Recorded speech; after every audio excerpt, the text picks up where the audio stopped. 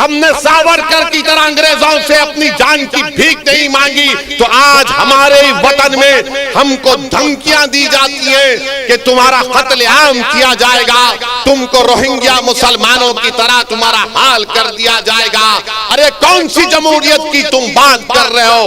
कौन से संविधान की मोहब्बत में तुम काम कर रहे हो कि एक को भी गिरफ्तार नहीं करते, एक को भी गिरफ्तार नहीं करते?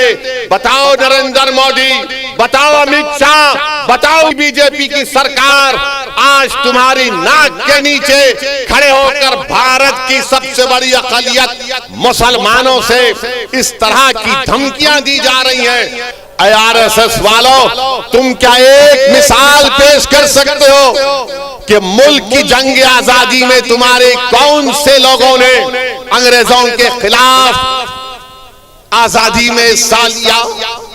क्या तुम्हारे किसी एक लीडर का तुम नाम बता दो? अरे तुम तो अंग्रेजों से मिले हुए थे। तुम्हारे उस वक्त के सर संचालक ने कहा था,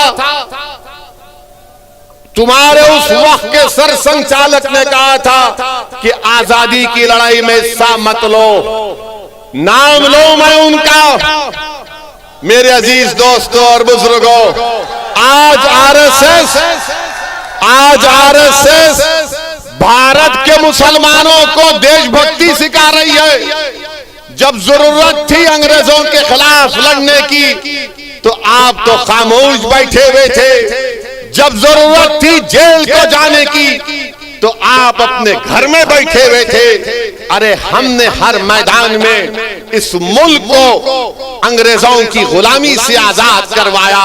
नरेंद्र मोदी की जबान से आप कभी नहीं सुनेंगे कि आरएसएस ने इस मुल्क की आजादी के लिए अपना खून या पसीना बहाया।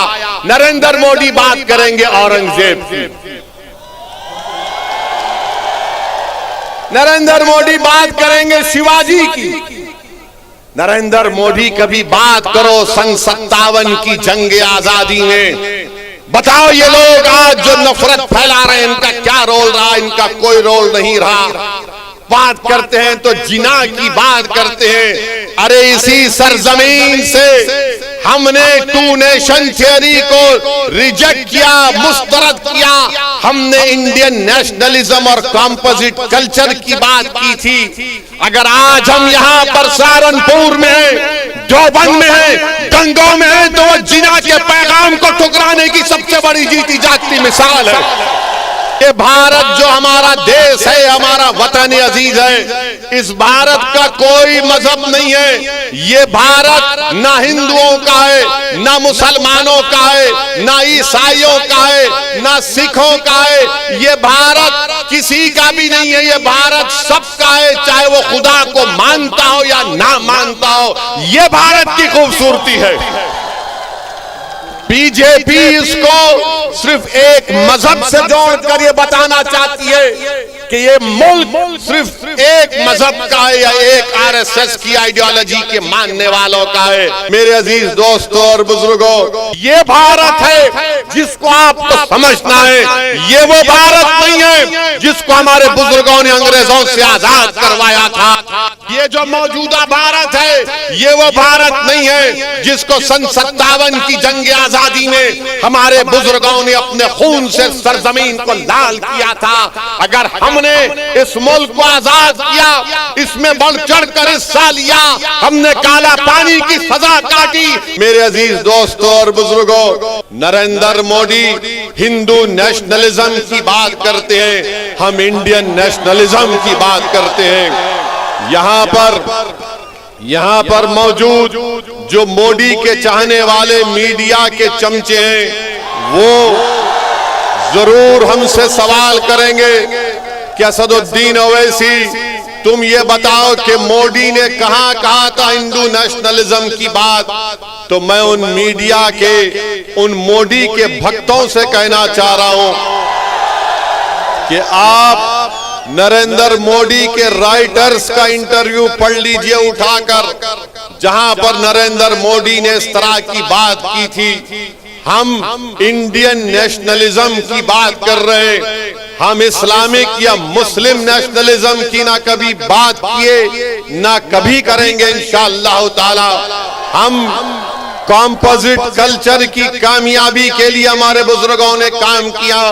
ये और बात है कि कांग्रेस पार्टी हो, समाजवादी हो, बहुजन समाज पार्टी हो या पुरानी लोकदल हो, इन्होंने इंडियन नेशनलिज्म को खत्म करने की बात की। मगर आज असदुद्दीन ओवैसी मजलिस-ए-इत्तेहादुल मुस्लिमीन के इस प्लेटफॉर्म से खड़े होकर आप तमाम गयूर लोगों के सामने इस बात को दोहरा रहा है और आपके सामने अहद ले रहा है कि हम इंडियन नेशनलिज्म की बरकरारी के लिए काम करते आए हैं और इंशाअल्लाह ताला उसके ऊपर काम करते रहेंगे। मेरी आपसे एक ही गुजारिश है कि आप मजलिस-ए-इत्तेहादुल मुस्लिमीन का साथ दीजिए। यहाँ पर चप्पे चप्पे पर हमारे बुजुर्गों की कुर्बानियों की निशानियां हैं। यहाँ पर हमारे बुजुर्गों की मेहनत और जुस्तजू और उनकी मेहनत का रंग आज अब हम देख रहे हैं। इस मुल्क में जो नफरत की फिजाओं में इजाफा कर रहा है, इस मुल्क में जो मुसलमानों से उनकी तबाही और बर्बादी की जो बातें की जा रही हैं, हमको जमहूरी तरीके से उसका मौसर जवाब देना है। मुझे अफसोस इस बात का होता है कि जो लोग आज मुझे फिरका परस्त कहते हैं, जो मेरी पार्टी को फिरका परस्ती का इल्जाम हम पर लगाते हैं, हम इनसे एक ही सवाल करना चाहते हैं। बताओ, उत्तराखंड के हरिद्वार में धर्म संसद के नाम पर जो मुसलमानों के खिलाफ बातें की गई, इस पर आप अपनी खामोशी कब तोड़ेंगे? उत्तराखंड में बीजेपी की सरकार है। बताओ अमित शाह, तुम निजाम की बात करते हो, उत्तराखंड में तो आपका निजाम है।